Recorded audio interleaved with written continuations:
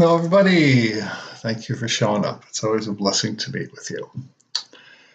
On the spiritual path, there's a tendency to think about what is spiritual and what is not. I assume that if you're watching this, that you've had some idea that you're on a spiritual path, and really we all are.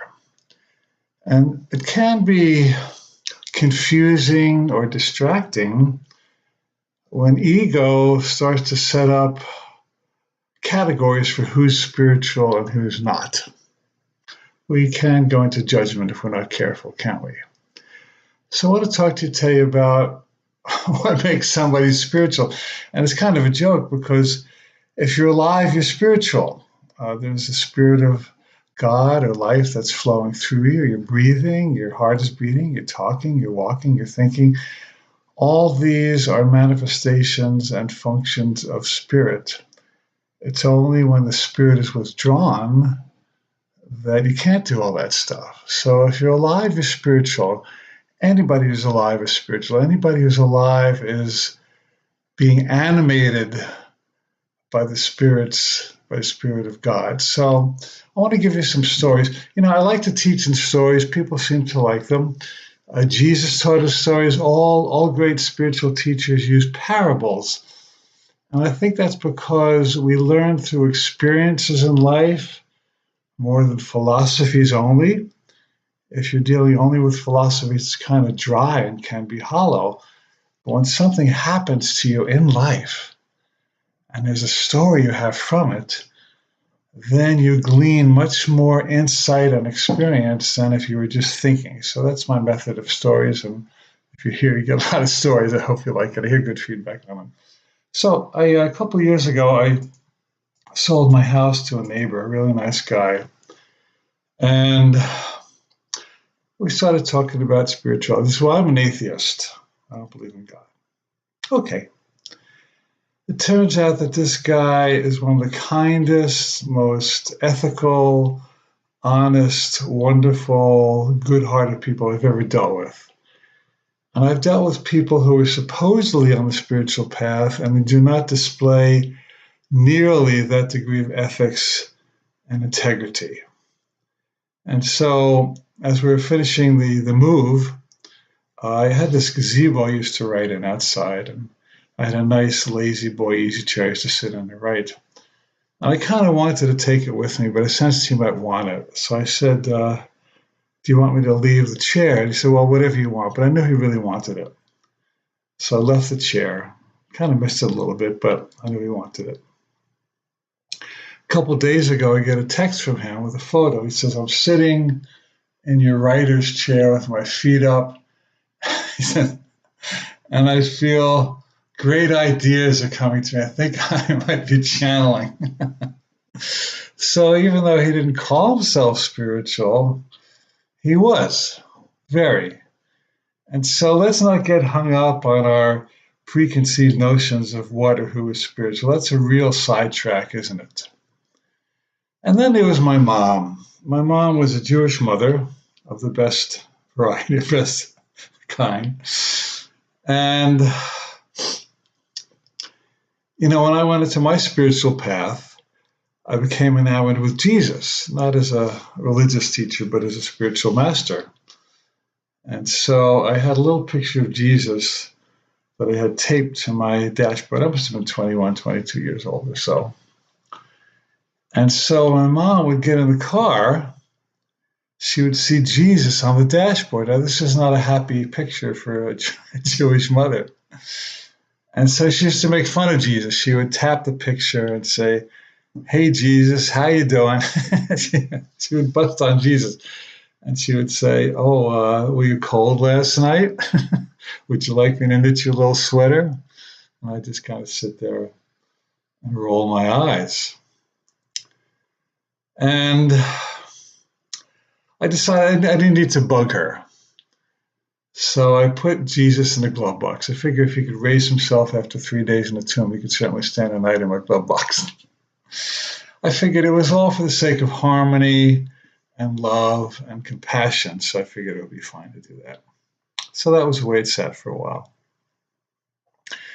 Well, a couple weeks later, I went to visit her, And as I'm walking into her house, I'm passing the dining room table, and there, to my astonishment, was a little picture of a Catholic saint, musical saint. I don't know who she was, but maybe Saint Veronica. I'm not sure. But it was a saint playing an organ, and there were angels channeling to her, that kind of thing. And I'd never seen this in my mother's house or any Jewish house before. I said, Mom, what's that Catholic saint doing on our dining room table? My mom said, oh, I was at a garage sale and I saw it and I thought you would like it. And in that moment, I stopped in my tracks because I had been teaching yoga and spirituality and meditation and talking about unconditional love. And I realized that in all my lectures, all I'd been doing was talking about it, but she was living it. So in that moment, I learned more about unconditional love than I have from any spiritual master. I learned a lot from many spiritual masters. And so I wouldn't consider my mom a spiritual person per se, but she was extremely spiritual because she had a good heart and she had unconditional love. Anybody who has unconditional love is spiritual, no matter what religion they're in or no religion or what philosophy or politics they profess. And my teacher, Hilda Charlton, used to study, she was a dancer, and she studied with a guy who was a famous dance teacher, like classical dancing. And he had a New York apartment. She would visit him, and he would sit by the window and smoke and just contemplate. And he said, Hilda, look at all those people running around on the street down there. And he said, they're just running to and fro, and they're busy and stressed, and they're workaholics, and they're shopping, and they're stressed. And he said, I'm just sitting here, and I'm contemplating, and I'm tuning in on life, and I'm feeling relaxed, and I'm sending those people love, and I wish them well. He says, I'm at peace, and I believe that my peace makes more of a contribution to the planet than anxious striving. And Jesus said this in his own way. He said, look at the lilies of the field. Lilies of the field, they do not strive, they do not work. And then I tell you that they were arrayed in greater splendor than Solomon in all his glory. And that man was not, quote, a spiritual man. He smoked, he drank, but he had a good heart, and he cared, and he was, in his own way, his soul was quiet. And anybody who can get their soul, their peace to be quiet is doing something very spiritual. And my mother, too, was a smoker and a drinker, coffee drinker at least. And I said, Mom, would you like to come to one of my meditation classes? No, I meditate. How do you meditate? She said, well, I sit by the window and I smoke my cigarette and I have my coffee. And she said, my mind don't function. She was from Brooklyn. She said, my mind don't function. And once again, I stopped in my tracks. And I said, to myself, I said, I've been teaching people to meditate for years, and I've been meditating for years, and I'm still having a hard time getting my mind to don't function. And I said, for you to just sit and quietly and enjoy your time and your mind don't functioning, I thought, well, that's a pretty spiritual achievement. So it's easy to get into judgments that you have to be a vegetarian, you have to meditate, you have to go to a spiritual master, you have to do A Course in Miracles. And it's a lot simpler than that. The spiritual path is much, much, much, much, much, much simpler than we've been taught. Ego comes in, and spiritual teachers bring ego in. They have all these requirements and rules and categories and practices and rituals, and they serve their purpose. But if we get distracted to thinking I have to do A, B, C, D, E, and F before I can be spiritual, then you're not spiritual, because you've created a long line of rituals and obligations and shoulds that are not spiritual.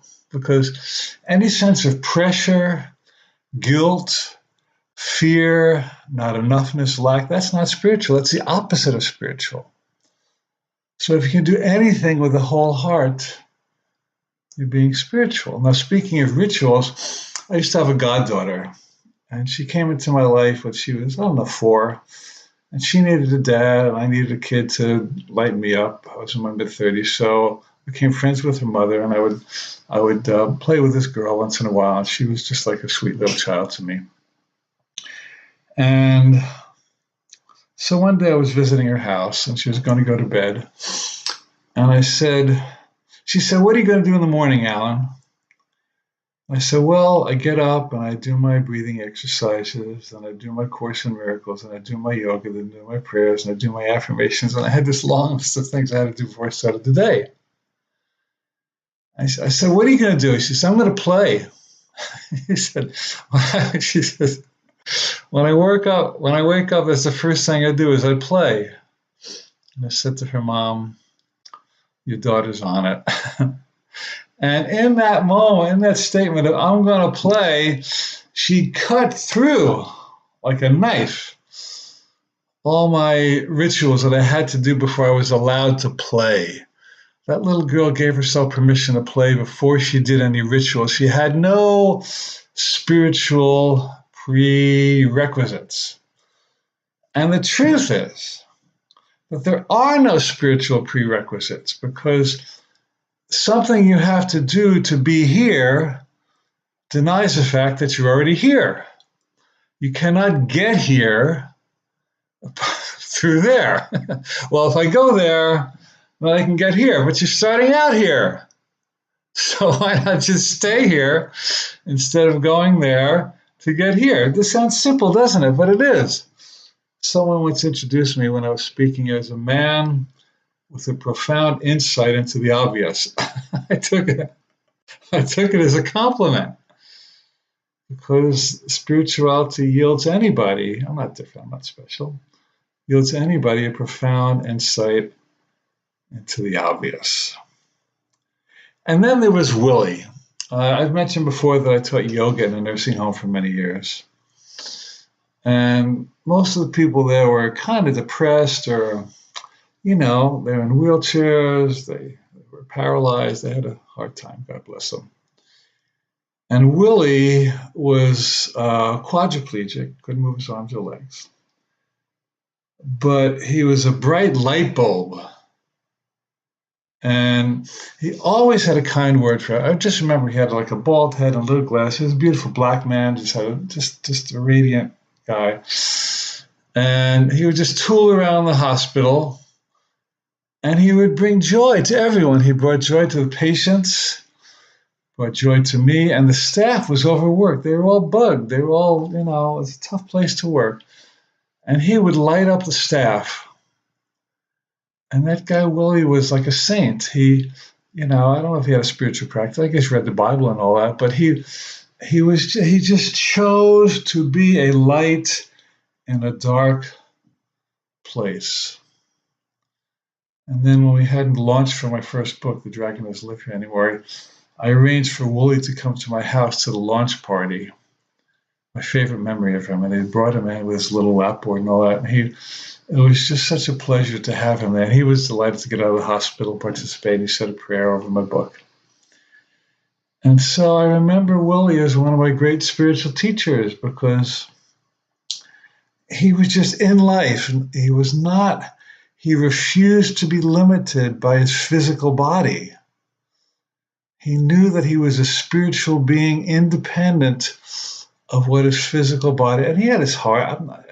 He had a hard time. I mean, he had all kinds of operations and stuff, but he did not let that stuff bring him down.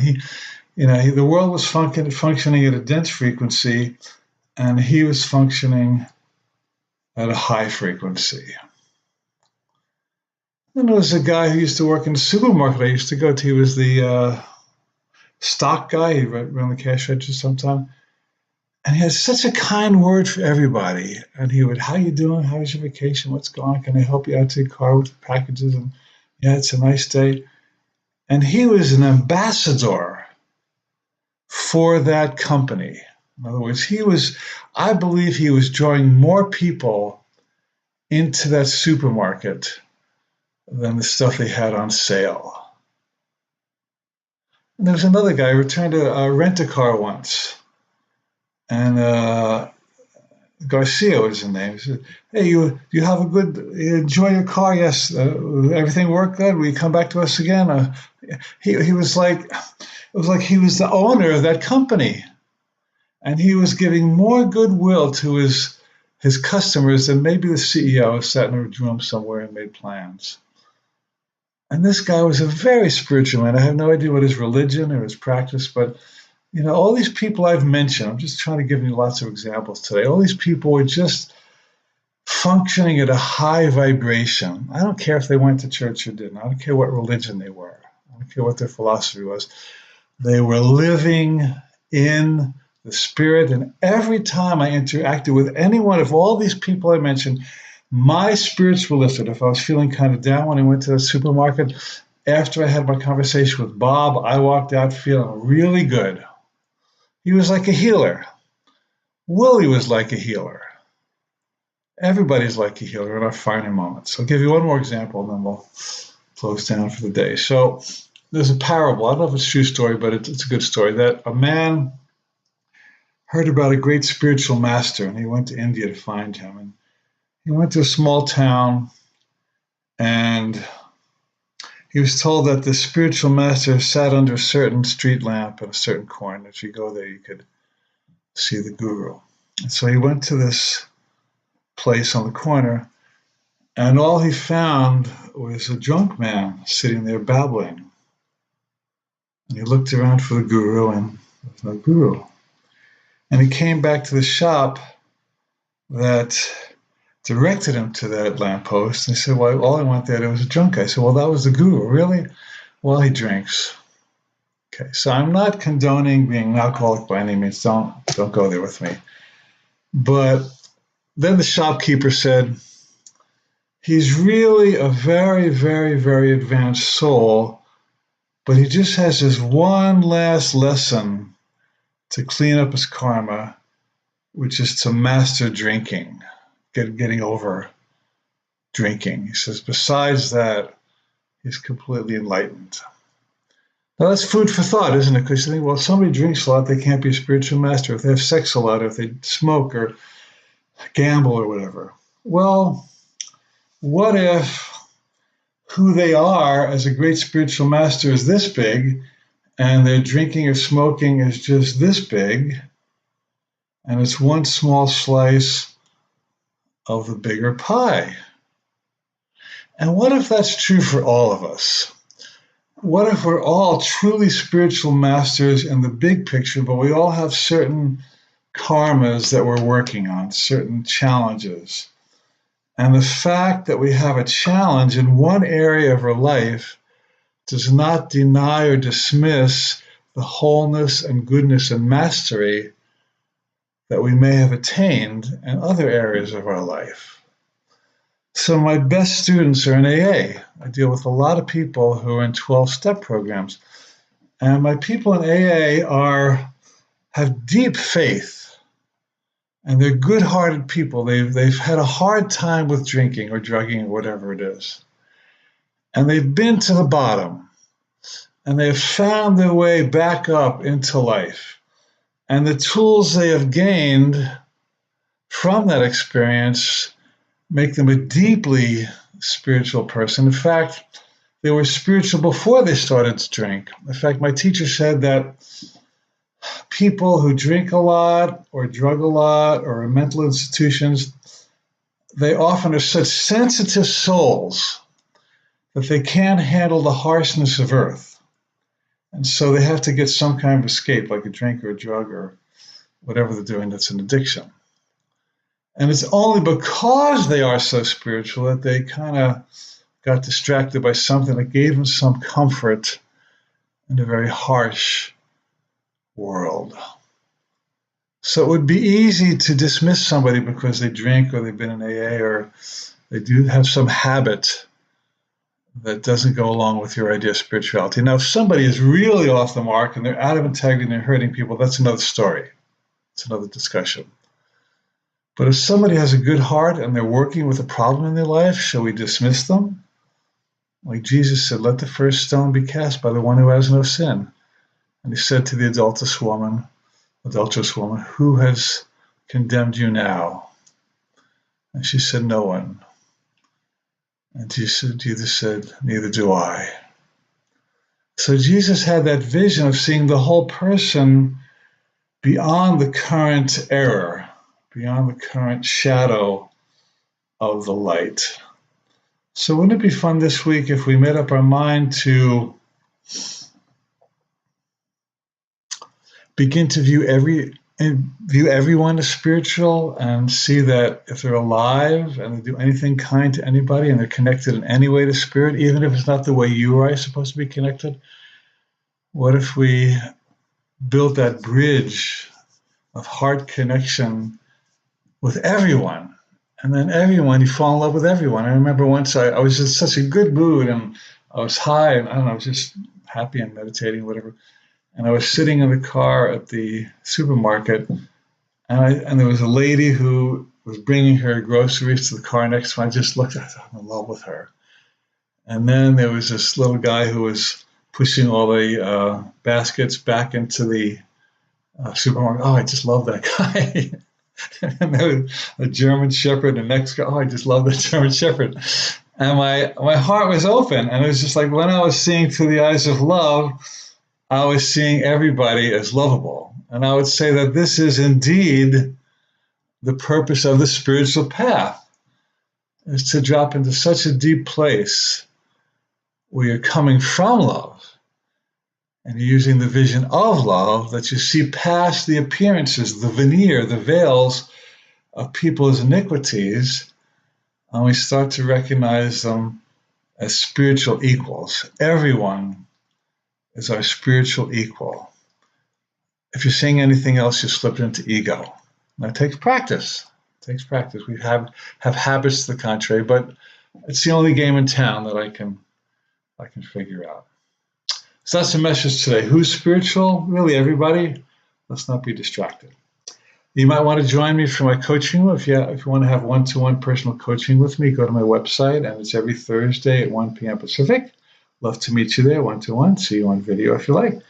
And then once again, my holistic life coach training is filling up. We're almost filled for our January semester.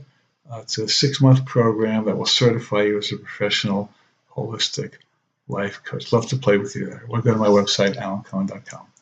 Okay, love you lots. Thank you for tuning in. This is one of the highlights of my week, and I hope it's yours as well. Thank you for your comments live and other YouTube recording, and I will see you next week, and we'll gather for another moment of putting our heads and our hearts together. Have a great week.